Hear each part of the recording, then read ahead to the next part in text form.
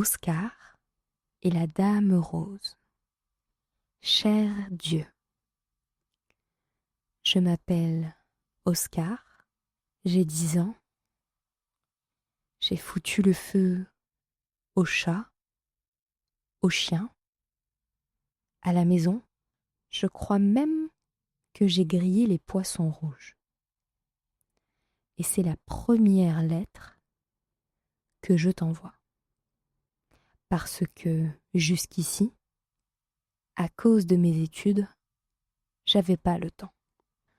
Je te préviens tout de suite, j'ai horreur d'écrire. Faut vraiment que je sois obligée. Parce qu'écrire, c'est guirlande, pompon, risette, ruban, etc. Écrire, c'est rien qu'un mensonge qui enjolive. Un truc d'adulte. La preuve, tiens, prends le début de ma lettre. Je m'appelle Oscar, j'ai 10 ans, j'ai foutu le feu au chat, au chien, à la maison. Je crois même que j'ai grillé les poissons rouges. Et c'est la première lettre que je t'envoie parce que jusqu'ici, à cause de mes études, j'avais pas le temps. J'aurais pu aussi bien mettre. On m'appelle Crâne d'œuf. J'ai l'air d'avoir 7 ans. Je vis à l'hôpital à cause de mon cancer et je ne t'ai jamais adressé la parole parce que je crois même pas que tu existes. Seulement, si j'écris ça, ça la fout mal. Tu vas moins t'intéresser à moi. Or, j'ai besoin que tu t'intéresses. Ça m'arrangerait même que tu aies le temps de me rendre 2 ou 3 services. Je t'explique. L'hôpital, c'est un endroit super sympa, avec plein d'adultes de bonne humeur qui parlent fort, avec plein de jouets et de dames roses qui veulent s'amuser avec les enfants, avec des copains toujours disponibles comme Bacon, Einstein ou Popcorn, bref. L'hôpital, c'est le pied, si tu es un malade qui fait plaisir. Moi, je ne fais plus plaisir. Depuis ma greffe de moelle osseuse, je sens bien que je ne fais plus plaisir. Quand le docteur Düsseldorf m'examine le matin, le cœur n'y est plus. Je le déçois. Il me regarde, sans rien dire, comme si j'avais fait une erreur. Pourtant, je me suis appliquée. Moi, à l'opération, j'ai été sage. Je me suis laissée endormir. J'ai eu mal sans crier. J'ai pris tous les médicaments.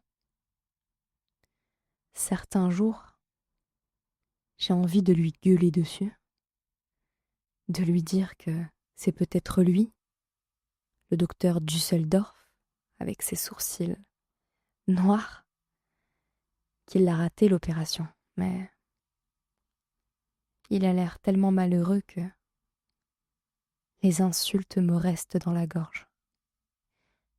Plus le docteur Düsseldorf se tait avec son œil désolé, plus je me sens coupable.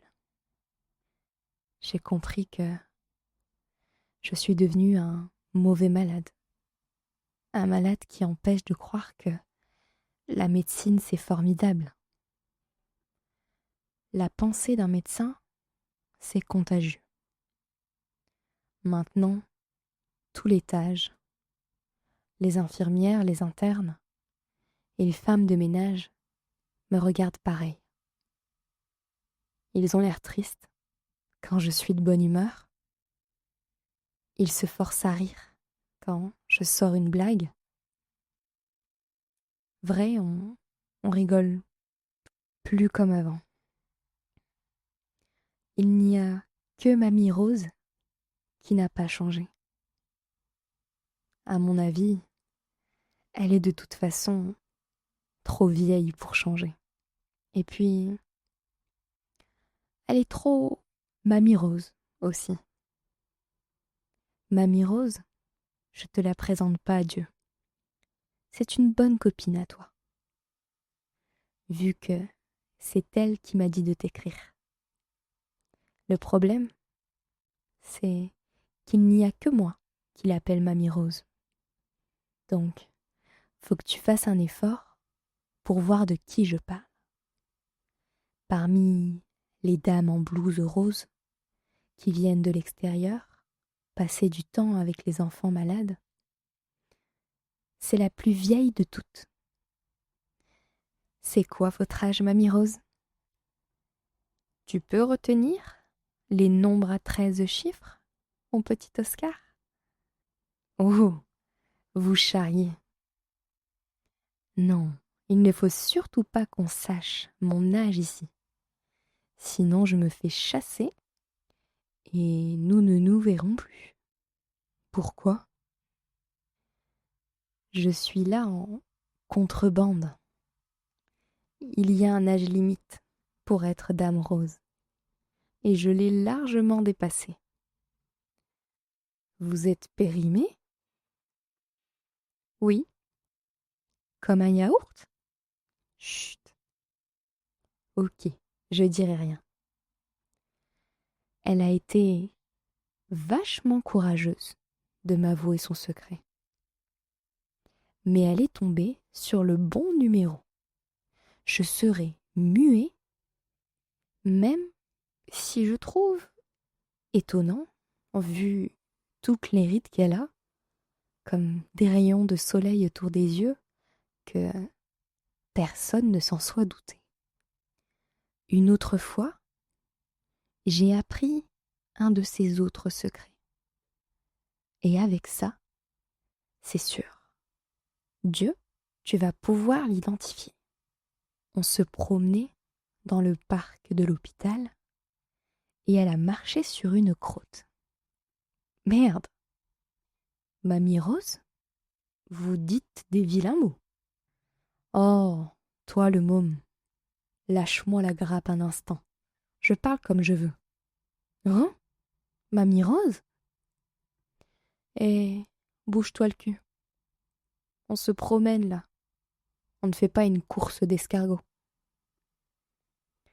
Quand on s'est assis pour sucer un bonbon sur un banc, je lui ai demandé: comment se fait-il que vous parliez si mal? Des formations professionnelles, mon petit Oscar. Dans mon métier, j'étais foutue si j'avais le vocabulaire trop délicat. Et c'était quoi votre métier? Tu ne vas pas me croire. Je vous jure que je vous croirai. Catcheuse. Je ne vous crois pas. Catcheuse. On m'avait surnommée l'étrangleuse du Languedoc. Depuis, quand j'ai un coup de morosité et qu'elle est certaine que personne ne peut nous entendre, Mamie Rose me raconte ses grands tournois. L'étrangleuse du Languedoc contre la charcutière du Limousin. Sa lutte pendant 20 ans contre Diabolique à Saint-Clair, une Hollandaise qui avait des obus à la place des seins.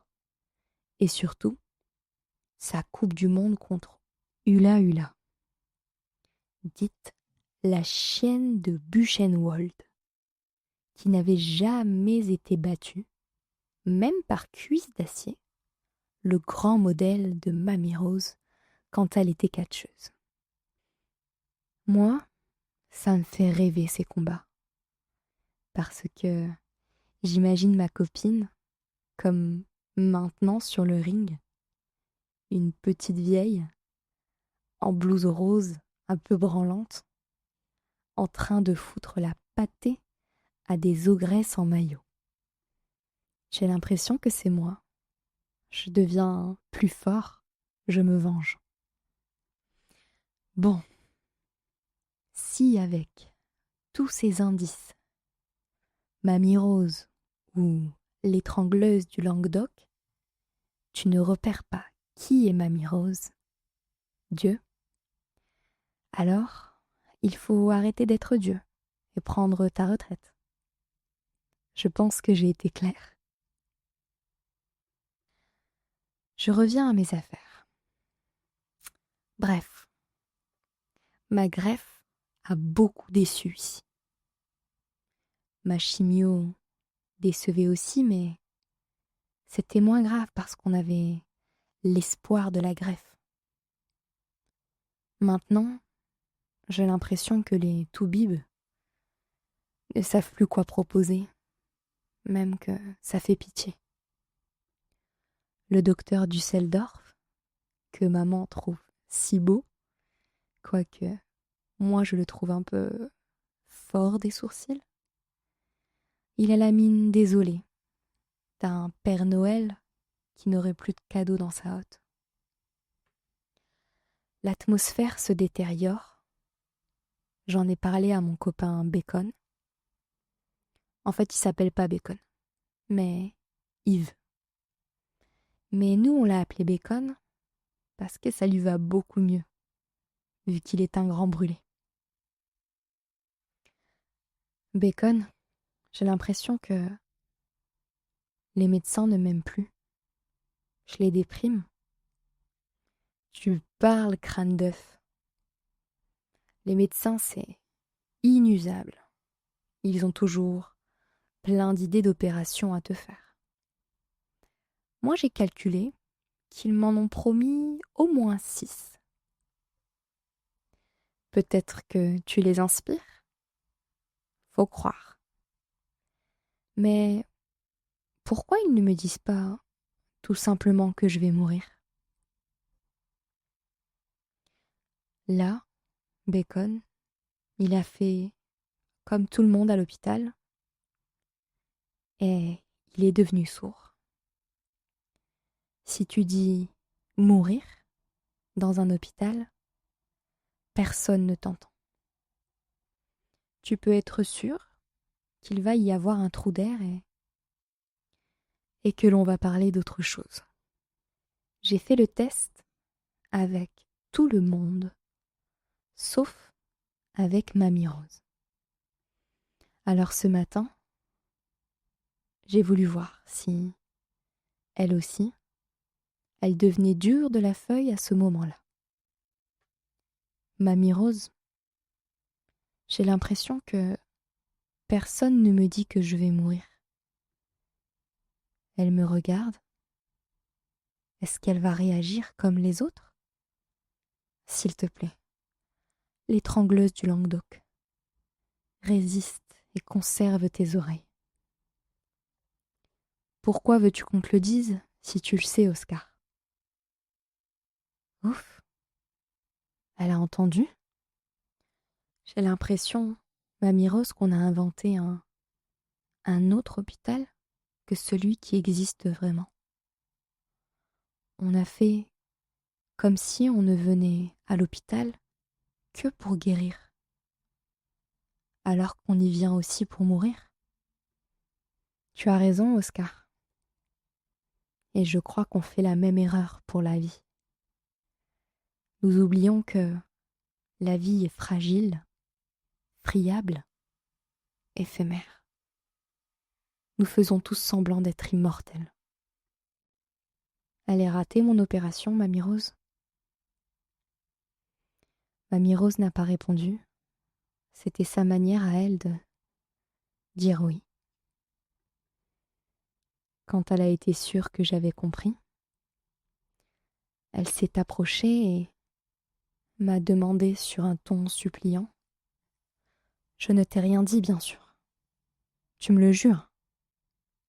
Juré. On s'est tu un petit moment, histoire de bien remuer toutes ces nouvelles pensées. Si tu écrivais à Dieu, Oscar. Ah non, pas vous, Mamie Rose. Quoi, pas moi? Pas vous. Je croyais que vous n'étiez pas menteuse. Mais je ne te mens pas. Alors, pourquoi vous me parlez de Dieu? On m'a déjà fait le coup du Père Noël. Une fois suffit. Oscar, il n'y a aucun rapport entre Dieu et le Père Noël. Si, pareil, bourrage de crâne et compagnie. Est-ce que tu imagines que moi, une ancienne catcheuse, 160 tournois gagnés sur 165, dont 43 par KO, l'étrangleuse du Languedoc, je puisse croire une seconde au Père Noël? Non. Eh bien, je ne crois pas au Père Noël, mais je crois en Dieu. Voilà. Évidemment, dit comme ça changeait tout. Et pourquoi est-ce que j'écrirais à Dieu? Tu te sentirais moins seul? Moins seul avec quelqu'un qui n'existe pas? Fais-le exister. Elle s'est penchée vers moi. Chaque fois que tu croiras en lui, il existera un peu plus. Si tu persistes, il existera complètement. Alors il te fera du bien. Qu'est-ce que je peux lui écrire? Livre-lui tes pensées, des pensées que tu ne dis pas. Ce sont des pensées qui pèsent, qui s'incrustent, qui t'alourdissent, qui t'immobilisent, qui prennent la place des idées neuves et qui te pourrissent. Tu vas devenir une décharge à vieilles pensées qui puent si tu ne parles pas. Ok. Et puis, adieu. Tu peux lui demander une chose par jour. Attention, une seule. Il est nul, votre Dieu, Mamie Rose. Aladdin, il avait droit à 3 vœux avec le génie de la lampe. Un vœu par jour. C'est mieux que 3 dans une vie, non? Ok. Alors je peux tout lui commander? Des jouets, des bonbons, une voiture? Non, Oscar. Dieu n'est pas le Père Noël. Tu ne peux demander que des choses de l'esprit. Exemple? Exemple, du courage, de la patience, des éclaircissements. Ok, je vois. Et tu peux aussi, Oscar, lui suggérer des faveurs pour les autres. Un vœu par jour, Mamie Rose? Faut pas déconner. Je vais d'abord le garder pour moi. Voilà. Alors, Dieu, à l'occasion de cette première lettre, je t'ai montré un peu le genre de vie que j'avais ici, à l'hôpital, où on me regarde maintenant comme un obstacle à la médecine. Et j'aimerais te demander un éclaircissement. Est-ce que je vais guérir? Tu réponds oui ou non. C'est pas bien compliqué. Oui ou non, tu barres la mention inutile. À demain, bisous, Oscar. PS, je n'ai pas ton adresse. Comment je fais?